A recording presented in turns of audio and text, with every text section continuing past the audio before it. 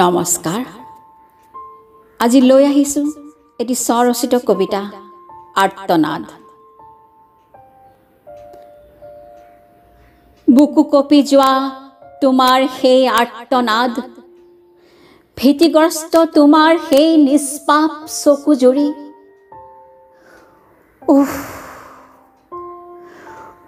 কণমানি আলসুৱা শৰীৰৰ হিয়া ভগা বেদনাৰ কান্দোন। কি দোষ আছিল মৰমী তোমাৰ? যোৱাটো নাছিলা তুমি মাজনিশা বাহিৰলৈ, বাহ্যিকতাৰ ল'বলৈ? আছিলাচোন আইৰ কোলাতে মৰমৰ কিৰণ চুমি,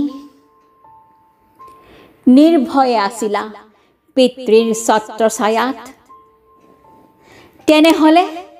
তেনেহলে প্ৰশ্ন কৰিছোঁ, হে তথাকথিত সমাজৰ উত্তৰাধিকাৰী, খোজ পাতিব নজনা শিশুটিৰ দোষ ক'ত হ'ল? নাছিল তাই স্বল্পা বস্ত্ৰহীনা, নে আছিল উতনোৱা মুক্ত পক্ষী? কেনেকৈ কৰিবা যুক্তিৰ বিচাৰ? কি আছে তৰ্ক তোমাৰ? নে এটাই দোষ নাৰী হৈ জন্ম লোৱাৰ?